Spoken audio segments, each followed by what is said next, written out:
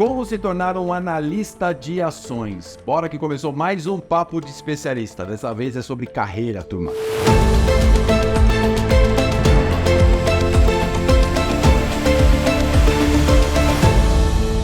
Bom, hoje eu tô aqui com a Luana Nunes, analista de ações, e o Rafael Puni, analista de ações. Você já é uma figura carimbadíssima aqui no nosso Morning Call de todos os dias. Seja bem-vinda, Lu. Obrigada, Poli. Rafa, seja bem-vindo também ao Papo do Especialista. Turma, seguinte, a gente tem muito o que falar, muito o que conversar sobre essa carreira, né? A gente estava até conversando um pouquinho antes de começar o nosso bate-papo sobre os certificados, a gente já vai entrar nisso. Tem tanta coisa para falar que acho que é pouco tempo de programa para muito assunto. Mas queria ouvir de vocês, primeiro as damas, como que vocês vieram parar aqui? E não aqui no Safra, nessa carreira. Hoje você é fundamentalista não, analista gráfica, você que é o fundamentalista, a gente vai explicar já já a diferença, mas como que rolou isso para você, Lu? Então, primeiramente, aquela questão do vestibular, a gente fica em dúvida no que fazer. Escolhi economia. Economia não necessariamente é um curso necessário para você tirar a certificação de analista, tanto pleno quanto fundamentalista ou técnico. Você pode ser graduado em outras faculdades ou ter outros cursos, direito, engenharia, ser de outras áreas, Tem que né? ter uma faculdade. Tem que ter uma faculdade. Tem que ter uma faculdade. Ter uma faculdade. Tá. E aí, o que acontece? Fiz economia, comecei a estagiar na área e vi que eu queria realmente seguir essa carreira. Aí foi quando eu comecei a tirar certificações. No caso, eu fiz 3 provas. São a primeira conteúdo Brasil, conteúdo fundamentalista e o conteúdo técnico. Então, são 3 provas para tirar a certificação pleno, que seriam os 3 certificados. Você é analista gráfica e analista fundamentalista. Exatamente. Rafa, explica um pouquinho a diferença entre os dois. A minha função, basicamente, é poder analisar a empresa de forma a pegar a estrutura, a parte financeira da empresa, né, e tentar precificar. Então, hoje ela é negociada na bolsa a um determinado valor, a um determinado preço por ação, né? Basicamente, eu tento relativizar isso a partir do quanto que ela está trazendo de resultado, né? E se isso está fazendo sentido com o que ela tem agora e qual que é a perspectiva futura dela. Lê muito balanço, né? Exatamente. Então tem que ter uma parte, tem que gostar bastante, né, dessa parte contábil, né? Como também tem que gostar, né, de entender estratégia, como que a empresa está por trás, quem está administrando essa empresa, se está fazendo sentido, o caminho que ela está seguindo, né? Se tem perspectiva de mercado para crescimento, né? Então isso é basicamente o fundamentalista, né? Tem que entender ali, né, se tem argumentos, né, que possam justificar o preço no qual ela está negociando hoje e se tem a oportunidade de crescimento ainda. E você é formado em quê? Eu fiz engenharia mecânica. Nada a ver. Não tem nada diferente, né? Mas assim, associa muito a querer resolver problemas, né? Querer fazer contas, né? Então, Sim. acho que esse é o que tem em comum, né? E aí como é que você foi migrando para bolsa, para ações? Tenho vários colegas, né, que já estão no mercado financeiro, né, e conversando com muitos deles que acabou me chamando bastante atenção, né, porque querendo ou não, a gente precisa ter um raciocínio muito lógico, né, precisa precificar, né, porque analista de ações é um analista de preços, né, precisa saber precificar muito bem. Então, saber fazer conta, saber estimar, né, então isso tudo ajuda, né, querendo ou não, né, a formação de engenharia, ela contribui muito, né, com isso. Você poder estruturar um problema, você estruturar o seu raciocínio lógico, né, e você conseguir relativizar, né, Sim.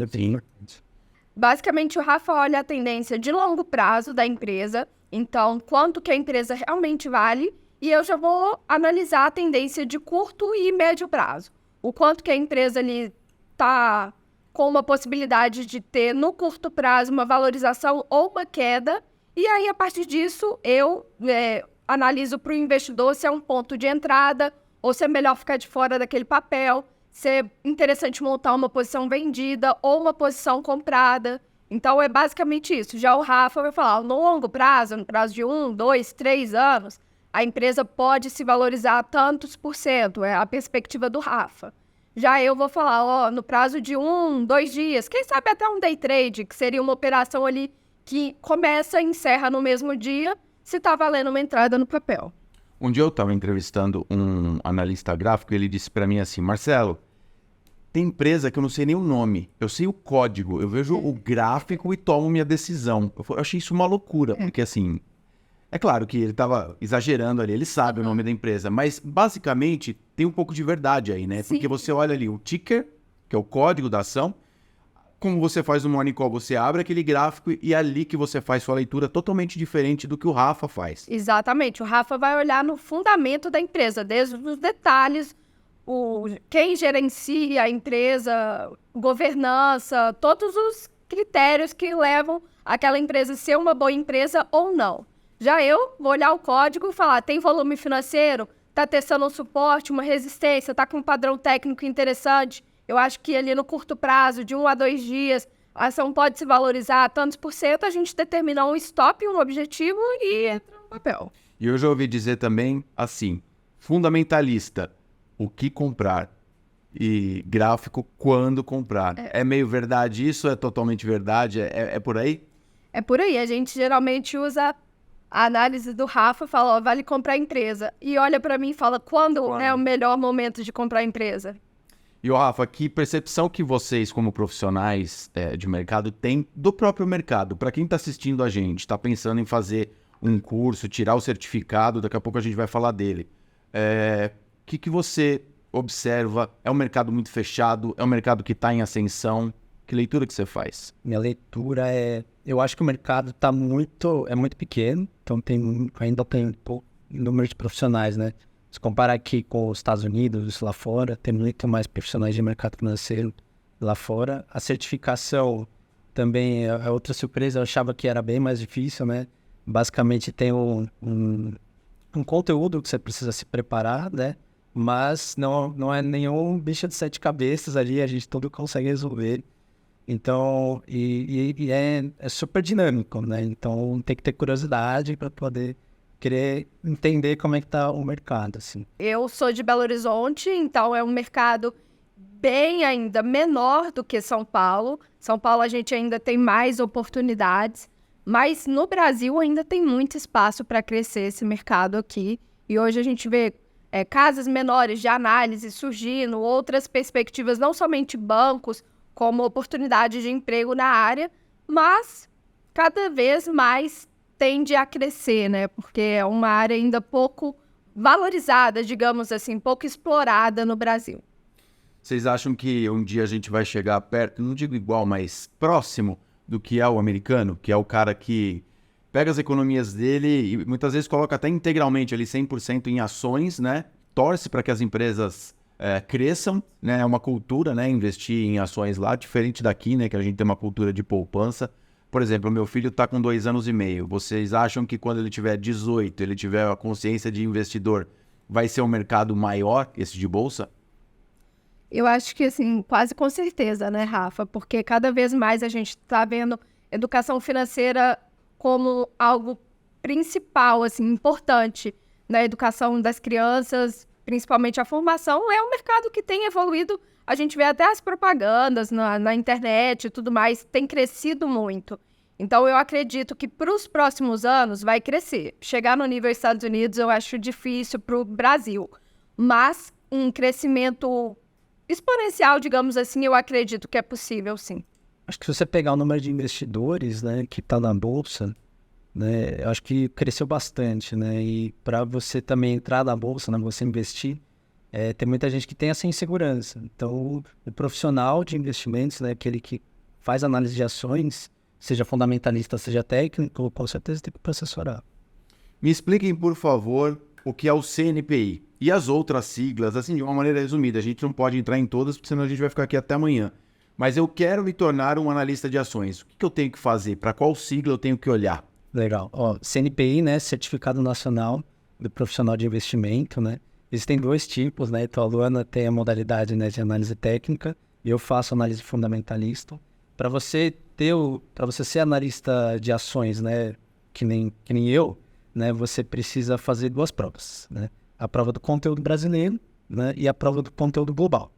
né? E são temáticas que envolvem, né, o que eu preciso saber, né? Então é a carteira de motorista. Então, para poder dirigir, é a mesma coisa para você poder ter o CNPI. E você estuda de uma maneira livre, assim, tem lá um conteúdo que você tem que saber para essa prova na data X, é isso? Sim. Tem muita literatura aberta, acho que isso que é legal, né? Tem muito vídeo, tem muita coisa gratuita na internet. Você consegue se virar ali caçando no YouTube, no Google. E a prova ela é feita pela AGV. Então, você tem uma ementa que você precisa estudar.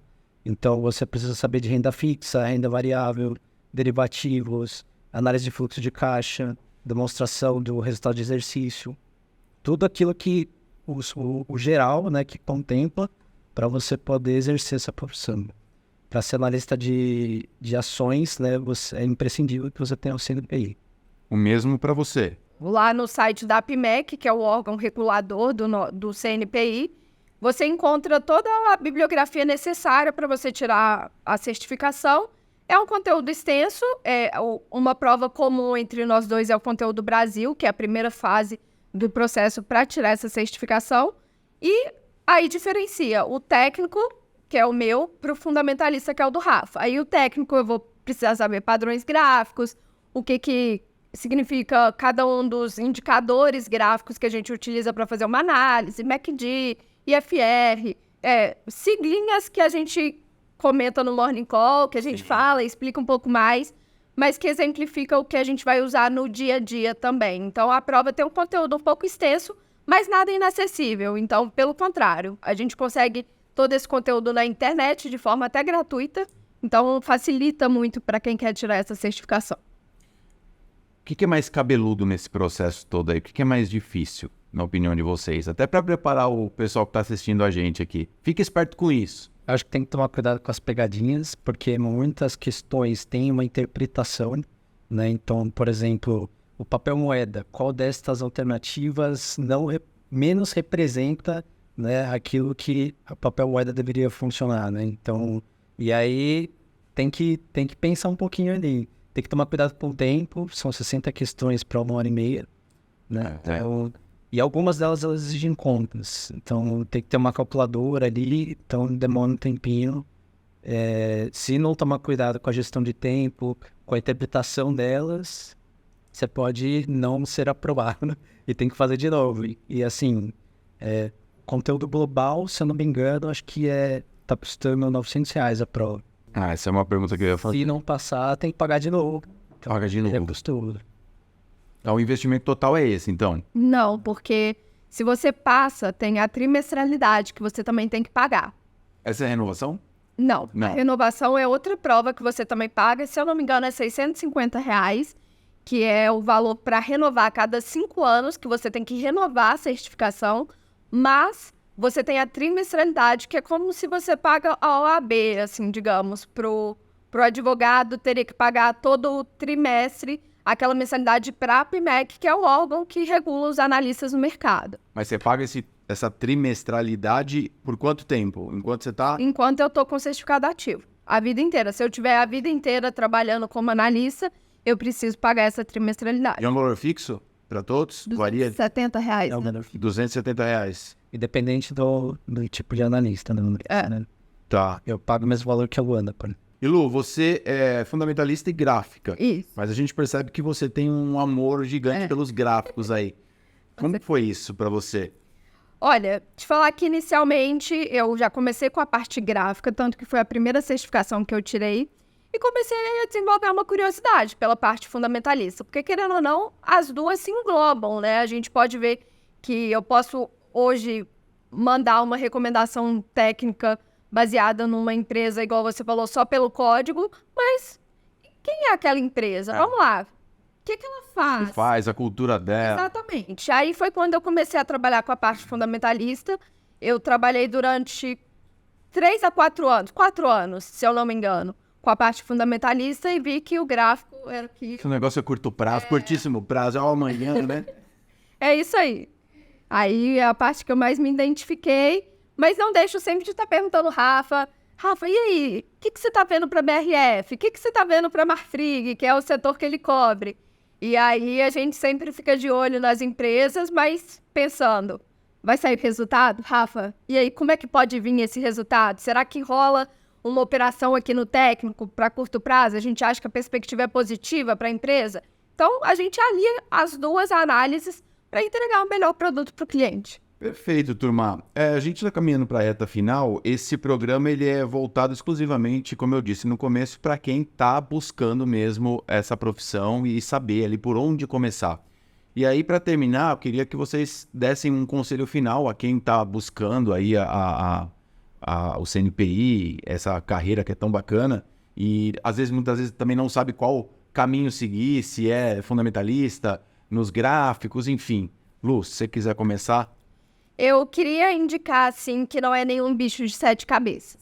Então, a gente pode, inicialmente, ter uma certa dificuldade. Às vezes, você vem de outra carreira, você é um advogado, por exemplo, não tem muita facilidade com contas, não é nenhum bicho de 7 cabeças. Por mais que você tenha uma dificuldade inicial, é possível.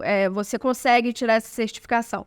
Então, a dica que eu dou é fique atento às pegadinhas da prova. Sempre tem 2 alternativas que você vai ficar em dúvida. 2 você consegue eliminar, 2 você fica bastante em dúvida. Vai pela que a pegadinha não vai te pegar, digamos assim. Vai com calma, tranquilidade para a prova, pensa bastante no tempo, então treine questões anteriormente, pensa bastante nesse tempo de prova, seja um pouco ágil, que dá para fazer. E aí, Rafa? Acho que eu vou falar um pouco de carreira. Tá? Para mim...